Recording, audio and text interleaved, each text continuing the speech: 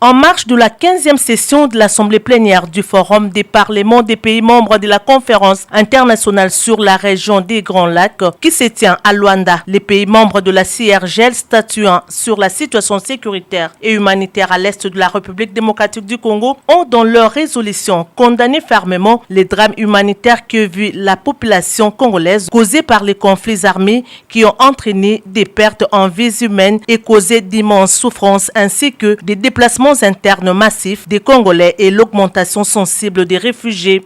Les forums des parlements des pays membres de la CIRGL appellent les acteurs opérant dans les conflits armés à l'est de la RDC à cesser les hostilités et à se conformer aux différents processus de paix. Le Forum des parlements de la CIRGL note avec optimisme de l'engagement politique significatif pris par la République démocratique du Congo et le Rwanda pour remédier à leurs relations bilatérales au moyen d'accords constructifs dans le cadre de la feuille de route de Luanda et du processus de paix de Nairobi signé le 26 novembre 2024. Il encourage la République démocratique du Congo à protéger son intégrité territoriale tout en renforçant l'unité nationale. Les dirigeants de la RDC et du Rwanda sont appelés à profiter du soutien sans faille de l'Angola, pays hôte de cette 15e session, pour organiser une nouvelle série de pourparlers dans les plus brefs délais et de faire preuve d'une bonne foi et de volonté de parvenir à des compromis et à mettre fin aux combats qui ont connu une recrudescence ces derniers temps. C'est aussi l'appel du député national angolais du parti politique UNETA, Raphaël Savimbi, fils de l'homme politique angolais Jonas Savimbi, d'heureuse mémoire. Moi, je pense que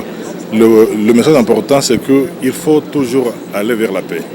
Et quelle que soit la situation, quels que soient les conflits, mais il faut toujours trouver un moyen d'entendre, il faut s'asseoir et il faut surtout trouver un moyen d'intégrer les gens, mais surtout éviter le conflit.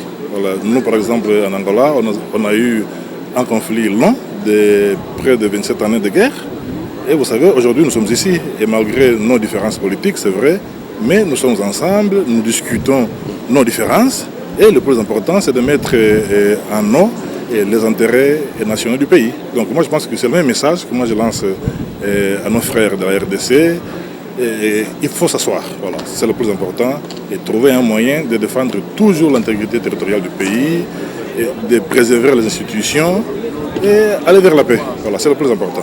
Arlette Chimbinda, vice-présidente du parti politique UNITA, occupant aujourd'hui les postes de deuxième vice-présidente de l'Assemblée nationale, après avoir échangé avec le président de l'Assemblée nationale congolais, Vital Kamerhe, a fait un appel similaire.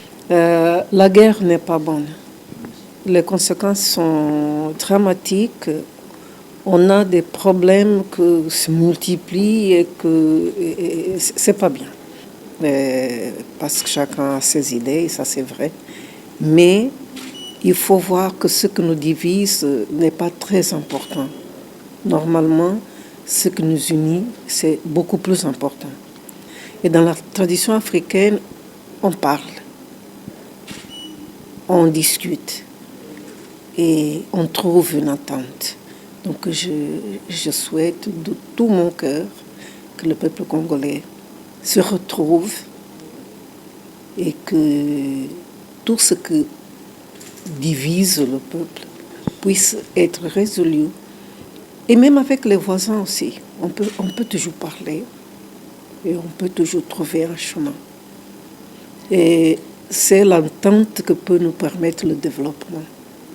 Donc, je vous souhaite de tout mon cœur que tout se passe bien et que la paix règne au Congo et en Afrique. Et il faut qu'on travaille pour les générations à venir. On ne peut pas continuer comme ça.